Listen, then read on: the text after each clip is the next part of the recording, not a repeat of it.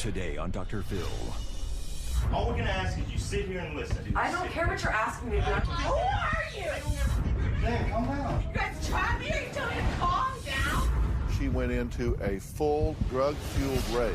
He's yelling in his face. Stop it now! Now! Get off of me! Get off of me! You need this! She's the far sickest individual I've ever worked with.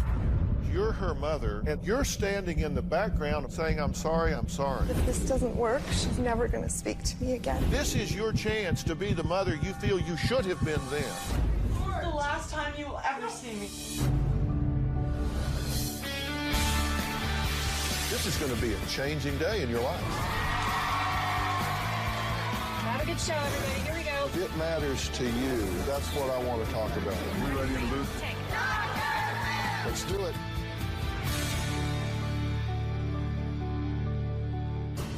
She yelled at me. Well, you're a drug addict. She's such a bitch. I'm yelling at you because you don't see me for what I am.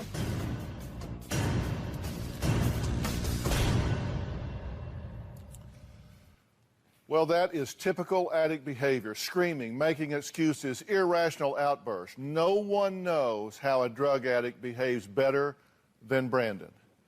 Brandon is now 5 years sober, and he and his mother, Debbie, are paying it forward. Now, our goal this season is to help families who have lost all hope as they try to deal with drug addiction. Now, just last week, Brandon met his match. Right now we're coming up on the apartment complex that Jaime lives in, so we're gonna do a drive-by, kind of look to see what the apartment complex looks like. I'm gonna go by her house to kind of get a feel of what's going on there, to get a feel of the apartment, to kind of feel the climate, and to see where the safest place to do this intervention is. If we feel comfortable going to her apartment, or if we need to do it at your house. That's her boyfriend right now. That was her boyfriend there, looking down the street. There's a Mercedes sitting back here, very nice car. Mercedes just took off. I bet it did. They were here doing nothing good. I think of a plan, of different ideas on ways that she would come meet up with you at the house would be the best. Yeah. Best thing if we get her to the house somehow. Brainstorm through the night, you do some thinking, praying, and we'll do the same and come up with something. And we'll figure this out tomorrow.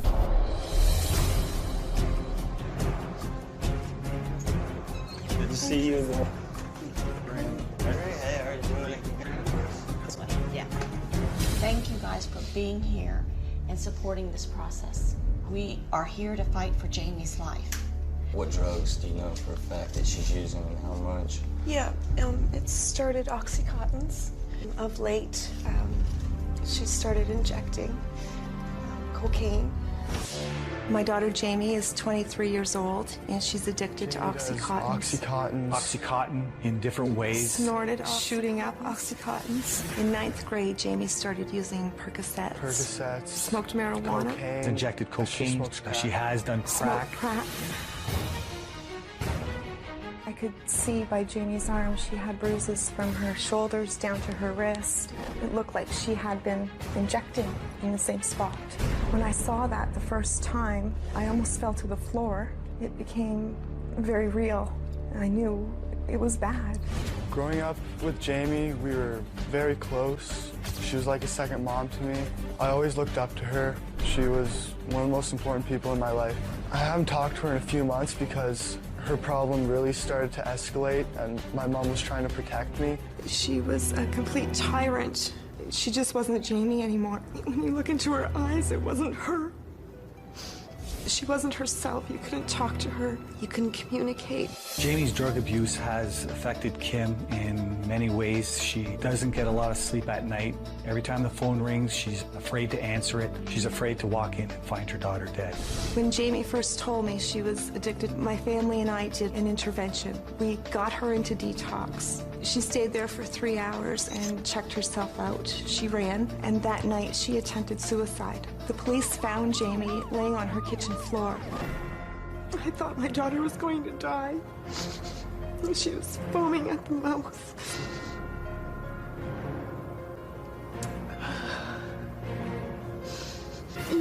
envision seeing your daughter like that. This is the end of the road for her. I can see it, I feel it, and I know it's coming, and I've got to save my daughter. We're all here to save her life. We need help. Please save her. We can't get enough help.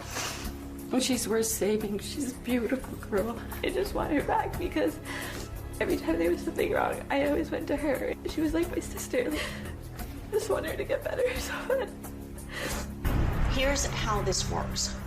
Our plan is for Kim to go pick her up to bring her here. We're all going to be here ready and prepared to intervene on her as soon as she comes in the door. If we see that she's escalating or it gets dangerous for her, for any one of you, or for us, we will stop the process. Talk calm. And if she says anything, if she attacks or says things that are derogatory, like if she says to you, you're such a bitch, I can't believe you're doing this, don't take it personal. Have a wall. Don't respond to it. Don't fire back. It feeds the addiction. I do need someone to be responsible to call 911 if it gets it to a dangerous situation. We don't know how out of control she's gonna be. I can't restrain her, I can't do anything to her. Okay, is everybody on board? Because we're gonna go ahead and establish contact with her. Hi, Jane, it's Mom calling. I just want to let you know I took the day off work today, and I wanted to see about coming to see you. Right now, we're headed over to Jamie's apartment. We're following Jamie's mother. We're gonna see if Jamie's home, and then her mother's gonna drive her back to the house. We're gonna pounce and do the intervention there. All right, right now they just came out of the building. Jamie and her boyfriend just loaded up in the car, and they're pulling away from the building right now and about to drive by us on our left.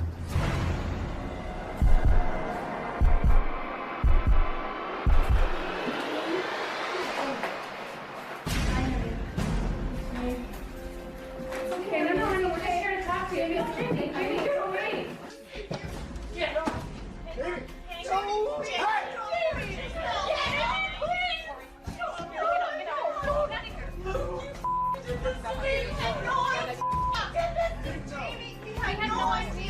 I swear to you, Help we him. had no idea. Jamie. I was gonna change. You bitch. I can't let you die, honey. Okay, Jay, just Get off of me! You're hurting me. My heart. You're hurting me. Get off of me! Get off of me! Get off of me! Shut up! You need this! Jamie. Don't! No! I will hurt you. Don't. Do it!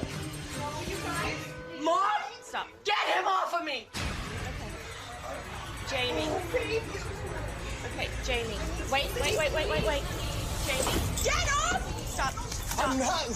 Okay, call 911. Get off of me! Not letting you go! Die! Jamie, I can't let you die. I am Jamie. I just wanted to talk to you. Why did you do this? I can't let you die. I will never forgive you. Jamie, don't. We don't want you to die, honey. Jamie, come on. You guys did this to me. We're gonna help you. Jamie, I can't let you die. We didn't. We can't. Please just hear us out. Give me a lighter. Don't talk to me. You will never see my face again. Don't talk to me. Hear me out. Hear us out. That's all we're asking. Hey, Jamie. Don't talk to Hey, me. Jamie, my I name's know who Brandon. you are. I don't care what your name is. Don't talk to me. Jamie. Jamie, calm down. Why are you so Calm upset? down? I have these people holding me down and lying to me. You guys trap me or you tell me to calm down? Standing up. Who's holding you down? Nobody. Okay, then when I walk out the door, no one's gonna hold me? You're not holding. You haven't even heard what we have to say. Quit yelling, please. Hey. Here's a letter. Do you have it? Hey, just hold on. Why are you so upset? What's wrong? Just hear us out. That's all we're asking. You see what they do to me? Are you I trust her. hold on. Are you? You're gonna leave? He's not. Look, all we want to do is talk. All this is That's it. talk. Okay. Just calm down. I know this was a surprise. Just calm down. Please. I don't know who you are. Don't come near me. Let me see your arms. You see the bruises? All right. Can we please talk? Okay, you don't have to say anything. All we're gonna ask is you sit here and listen to your family. Not to me, not to anybody that you don't know, but to your family. Your mother. Then why are you talking? Are you gonna sit and listen? No. No. All we're asking you to do is I don't care what you're asking me to do. I'm asking you to leave me alone. You're sorry, Kimberly? You're out of control. This is the last time you will ever see me. Well, obviously, this got very dramatic, but what happens next shocked the entire family as the intervention continues when we come back.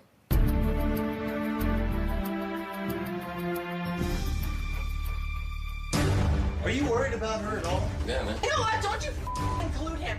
Stop it now! Now! Lucas does nothing but help! This is your family. You can't hold me like that. I'm calling you. You can leave as soon as we talk to you. But then how are you going to sit here and tell me I'm out of my mind? Because I've been where you're at. Now, I asked Brandon and Debbie to help us with an intervention here. But when Jaime showed up, she went into a full drug-fueled rage, and no one could predict how it was going to end. All we're asking you to do is I don't care what you're asking me to do. I'm asking you to leave me alone. You're out of sorry, Kimberly? You're out of control. This is the last time you will ever see me. I don't want to be here. I want to go home. You think they want to be I don't care what they want. Okay? Okay, look, let's start over. Can we start over? No, I want to go home. No. You don't even know me. No, I don't know. So then how are you going to sit here and tell me I'm out of my mind? Because I've been where you're at. I don't care about your life and your sad sob story, and I don't even want you here.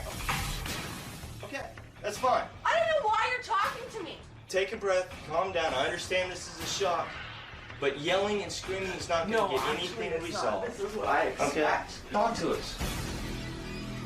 My name's Debbie. I'm a counselor and a nurse. This is my son, Brandon. He has been where you are.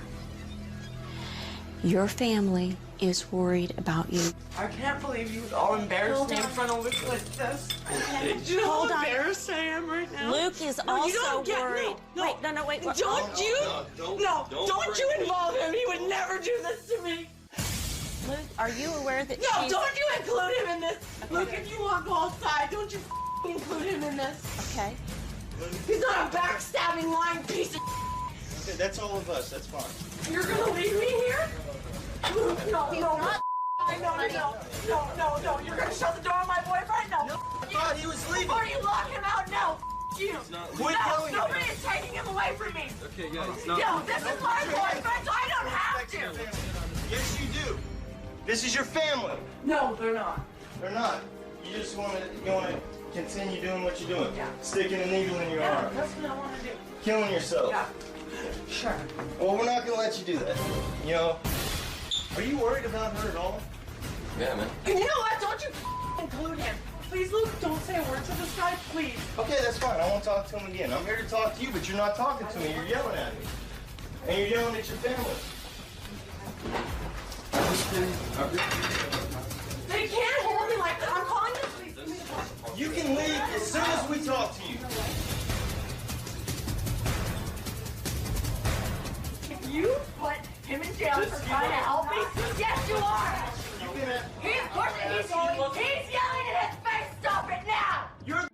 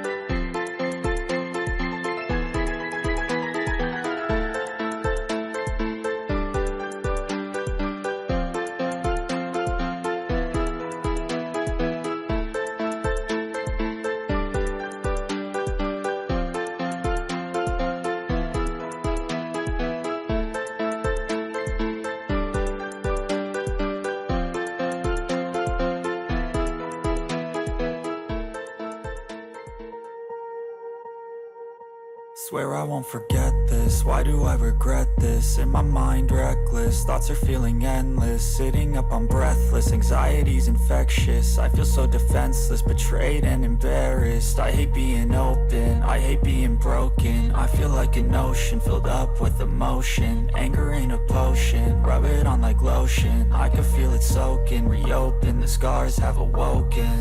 I can't move on till I let go. I feel so lost, never at home.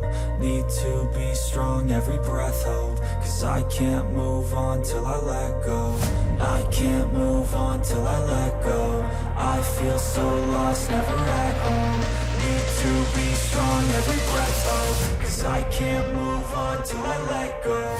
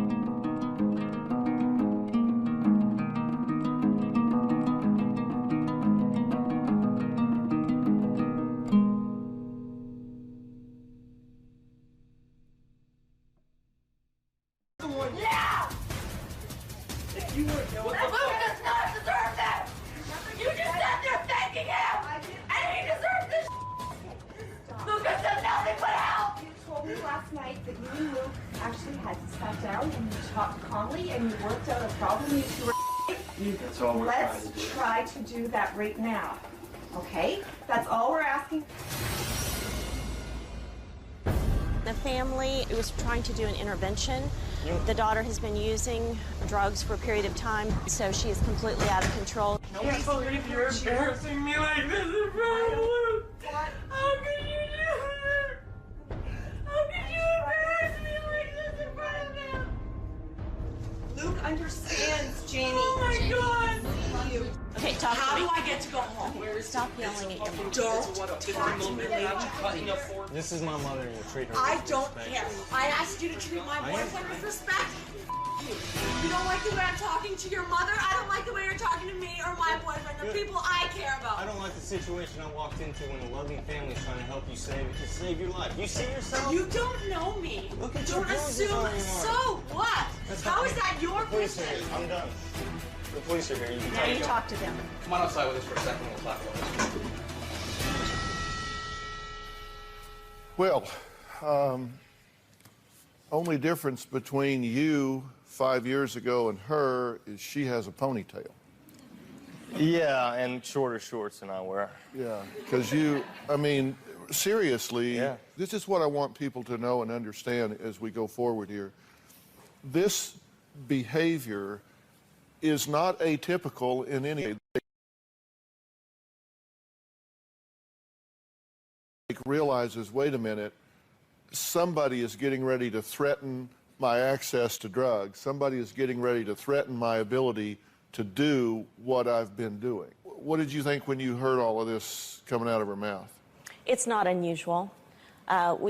We often see this type of behavior. We were watching her more than what was coming out of her mouth in order to be able to respond and keep everyone safe. Now, if you suspect that your child is using drugs, I want you to go to drphil.com because Brandon has some firsthand advice of what to look for. Having lived that life of an active addict every day, he's going to be your friend at the factory and tell you, here's where they hide it, here's how they do it, these are the things to look for, just kind of the tricks and trade of those that are living this self-destructive life.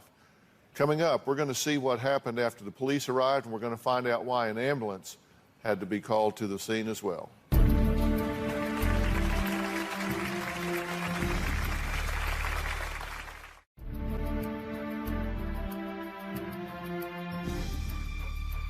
Now, Brandon and Debbie led an intervention to get Jaime to La Hacienda Treatment Center. But when Jaime arrived at her mother's house, she got totally out of control in clearly a drug-fueled panic. Now, the police were called, which is exactly what should happen if things get out of control. You heard Debbie very early, before the intervention started, she said, I want to designate someone here that's going to call 911 if things get out of control. The number one rule in any intervention is safety and security of everybody involved. Let's take a look at what happened next.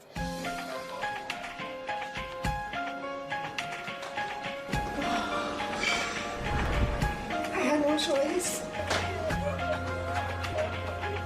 I can't let her die. Police were called because she went out of control. She's the far sickest individual I've ever worked with.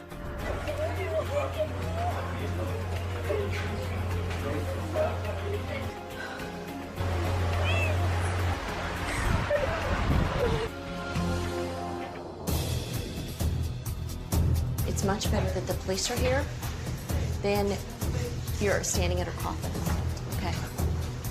The police contact the ambulance to have medical professionals come here and actually check her out. That way they can have a medical assessment and determine what the next step is. This is a start. This is a start. She's calmed down in there. The door's open. The police are talking to her. She doesn't. I know how hard it is for the family to see something like this happen. I can't tell you how difficult it is to see someone you love in handcuffs or taken away, but it may be the only thing that saves her life. Likely what's going to happen is she will go from here to the hospital. They'll evaluate it. They'll call what's called like a psych response team to get an evaluation to see where she's at psychologically. We're not going away. You know, we're going to see this through to the end. That's what Dr. Phil does. The goal here is to get her the help she desperately needs and deserves. We are going to go to the hospital right now and speak to the doctor as the officer suggested we do, and plead with him to keep her at least the 72 hours for observation to get her calmed down.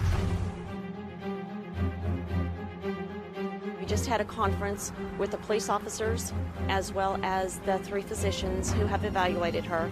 They are going to go ahead and hold her for 24 hours. There's going to be a psychiatric evaluation in the morning with a possible 72-hour hold. Hopefully they can do the evaluation tomorrow and we can get her on her way to treatment in the morning. We definitely haven't lost any hope for this case. You know, as long as there's a beating heart and she's still alive, she's safe for tonight, we're still going to be here, you know, trying to get her the help she needs. Well, joining me now is Jaime's mother, Kim, and her stepfather, Rudy. Now, Jaime's younger brother, Chris, who you saw in the intervention, is in the audience as well. Chris, thanks for being here. One of the things that bothered me about this, in this intervention, we have Debbie and Brandon who are there on my behalf, who bring an expertise, and it's clear they did. And you've got a 15-year-old son over here who is taking the lead in this almost as a parent trying to contain his older sister, and you're standing in the background saying, I'm sorry, I'm sorry, I'm sorry. Now, you say it's because you feel guilty. If you feel guilty about having done things wrong, wouldn't this be the time to step up and do something right? It's like, okay, I have a chance. I have reached out to Dr. Phil. He has sent me the pros from Dover. We have a team here. We have a plan. We have a place to go. I am actually bringing you something that is life-saving, healthy, and good, and I'm going to stand back and apologize for that? I don't get that. I'm afraid of Jaime. I was afraid of her reaction. I felt if this doesn't work, she's never going to speak to me again. If this doesn't work, she'll never speak to you again because she won't be able to. So you were basically being selfish in this situation. You wanted to kind of play the good guy, not take the lead and be the bad cop here because you didn't want her to be mad at you. Look, this isn't even almost over. You've got to plug in here. You can screw this up big time if we don't get some clarity about what's going on here. You very rightly said, call 911. Not going to play this game. You contained her. I hated to see you have to do that. I'm glad that you had initiative and that you love and care about your sister. I don't think that's a job for a 15-year-old. And it got more physical than I wanted it to get. I would have waited for the police to come and calm this situation down. But you were passive in this, and you can't be passive in this, Kim. To learn. She's bullied you. She's intimidated you. You agree with that, Rudy?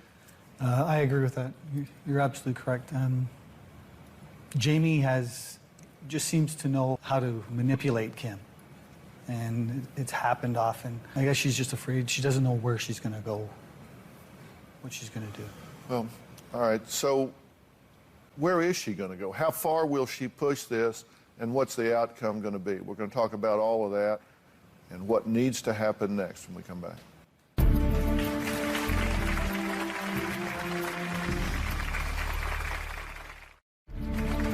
You are watching Daytime's #1 talk show. Okay, I'm here with Brandon, Debbie, Kim, and Rudy. Now, Kim is Jaime's mother. Rudy is the stepfather. Chris is here. He's the younger brother that took a very active role in this intervention. And Kim, I seem to be focusing on you here because you're her mother.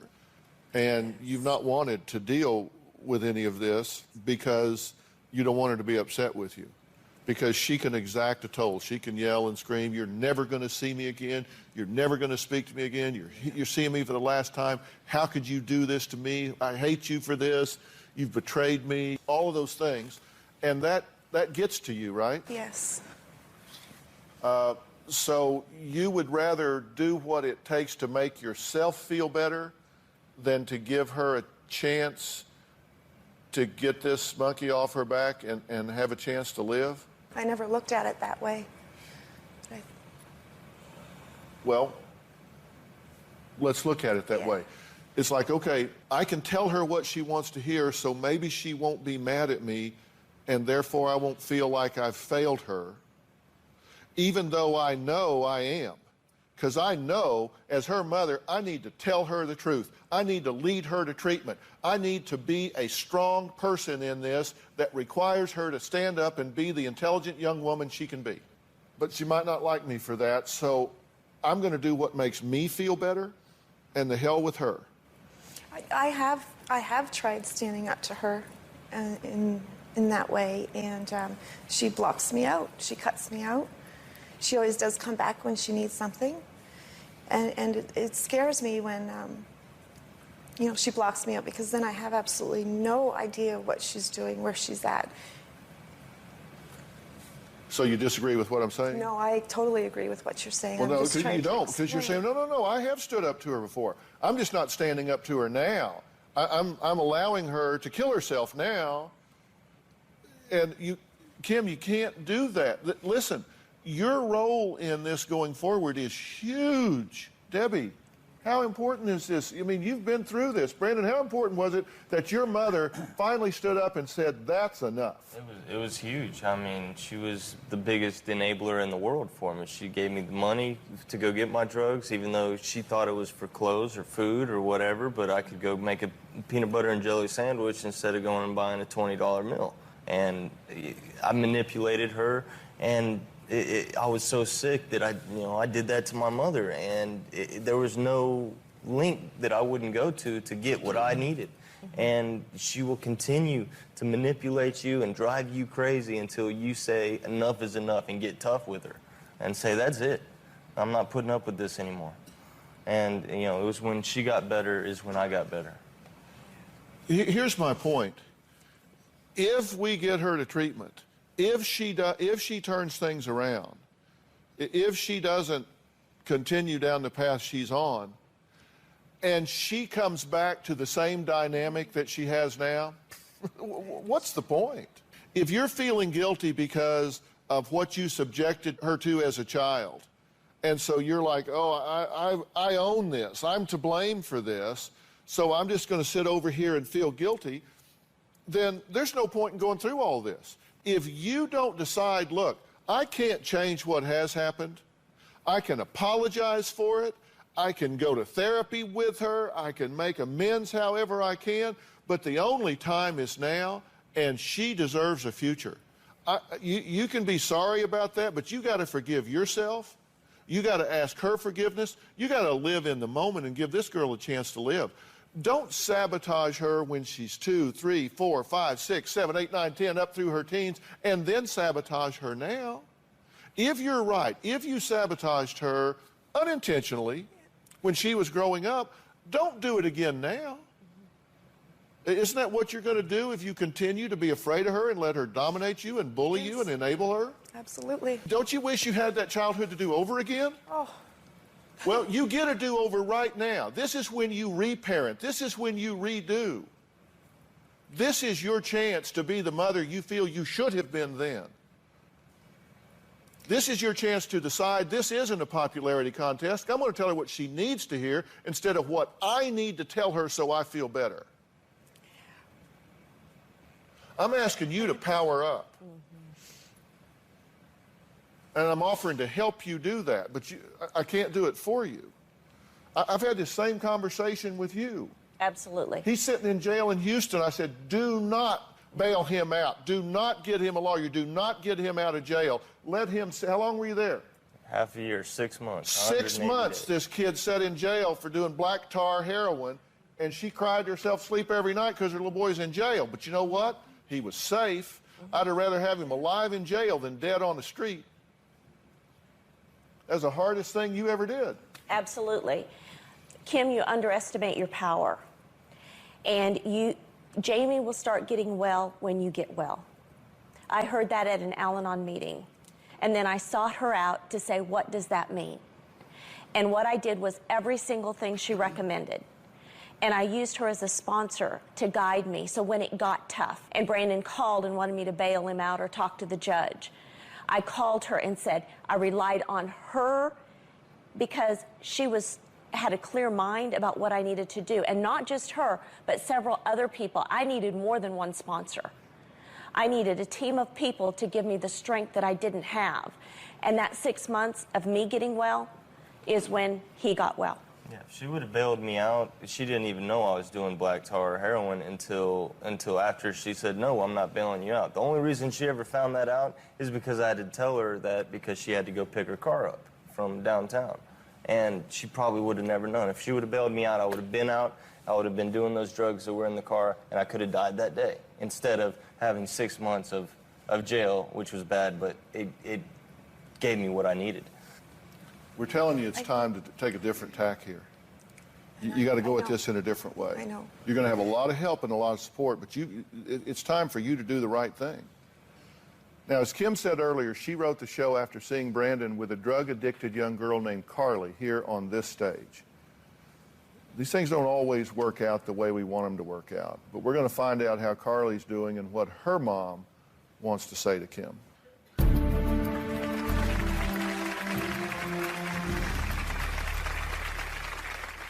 You've been doing drugs since when? Since I was 12. You're high as we speak. You OD'd already, true? Mm-hmm. Your chance of stopping this, doing what you're doing, is zero. The only chance that you won't be doing drugs this time next year is if you're dead. And later, I will never forgive you! find out where Jaime is now.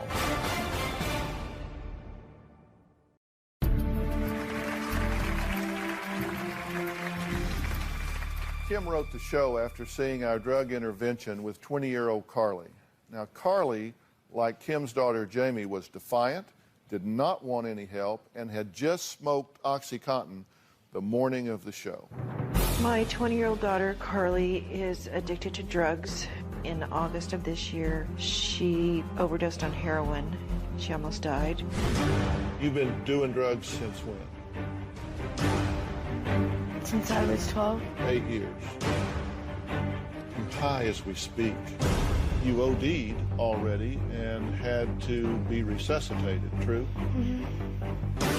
It's very common, especially in Newport. OxyContin is very big. Pretty much all of Orange County, I would say. I don't feel like it's a problem. I feel it's just something I do. Your chance of stopping this by going through some outpatient detox and doing therapy, living where you're living, doing what you're doing, is zero. The only chance that you won't be doing drugs this time next year is if you're dead. We've had 3 or 4 friends die in the last year from OxyContin and or heroin. We were supposed to come to Dr. Phil's show and you couldn't get out of bed. You were very sick and you told me you couldn't go unless you had some Oxy, so I gave you the money to go get it. And I feel horrible for that. I want you to be okay. I'm worried you're gonna die. I can't live without you, Carly. Brandon sat in this chair. He's been through what you've been through. He's now 4 years clean and sober at it. He's just a boy version of you. Brandon, what do you want to say? I know you need this. I know where you're at. I know that you feel like you're in a dark place, but you don't want to accept the help. You don't know what it feels like to be normal anymore. OxyContin's a very powerful opiate. It's the pharmaceutical grade of heroin. You can't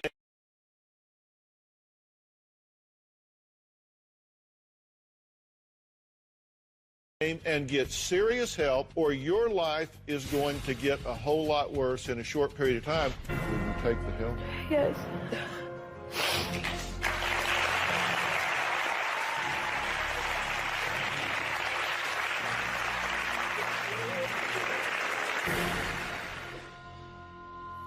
Well, Carly left the stage and went directly to treatment at the La Hacienda Center in Texas. That was 9 months ago. Carly, come on out and join us.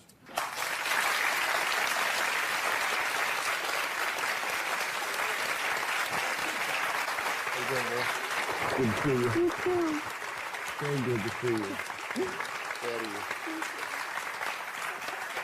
Good job, kiddo.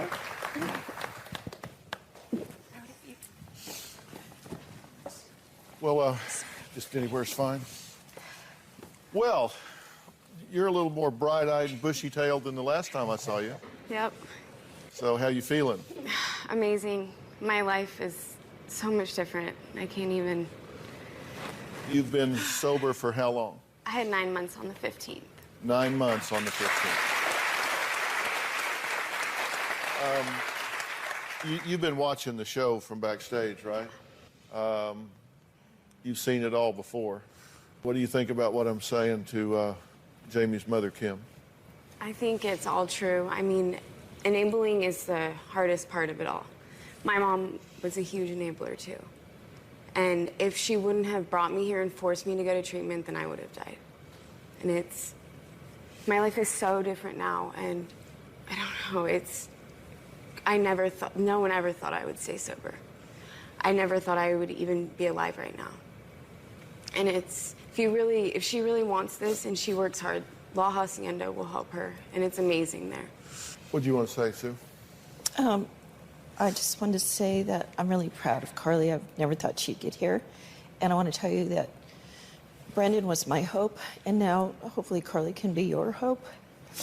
I know how I felt when I was sitting here. I felt just like you did, like you had no hope. But watching them is just, I'm just so thankful.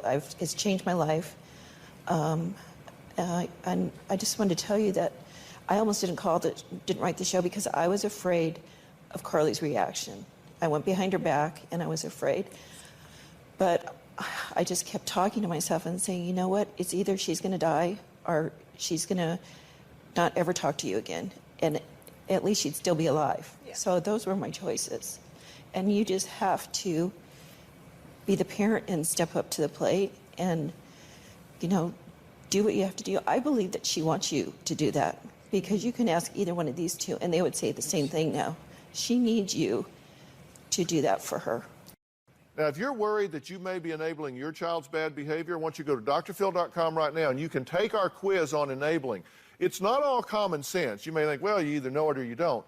That's not true. There are things that you go, well, I never thought of that as enabling. I thought I was giving him money for school or for food. Yeah, come on. They eat at a friend's house. They use the money to buy drugs. It's not all common sense. Take the quiz. Coming up, I'm going to tell you where Jaime is now and how she's doing. This is not a success-only journey. This is a tough, tough disease. We'll be right back.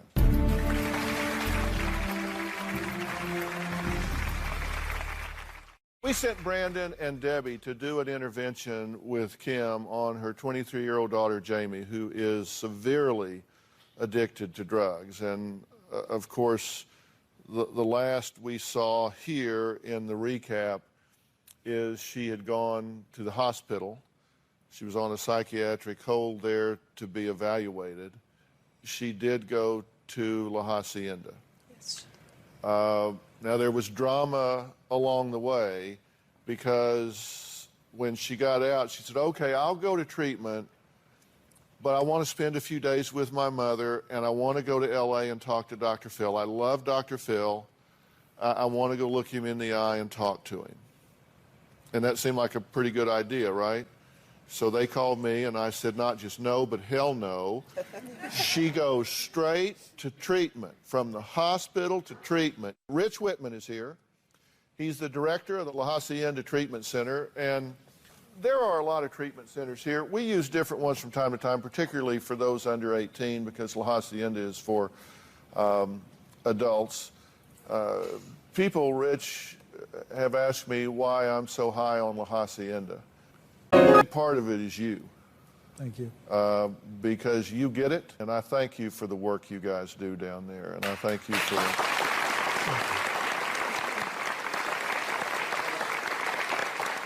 She made it to treatment. She fought it all the way. She fought it when she got there, but the worm is turning. And she seems to be embracing and immersing herself in the program. Things are moving in the right direction, possibly for the first time since this child was 12, 13 years old.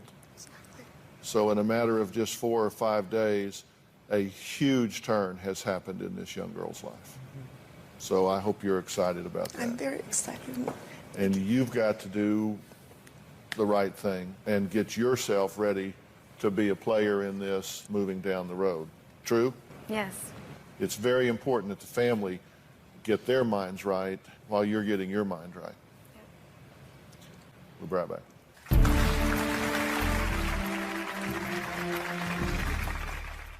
Well, Jaime has been in rehab for 4 days now. She called her mom last night. What did she say to you, Kim?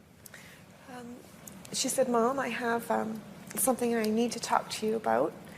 And she said, I just want to say thank you for getting me here.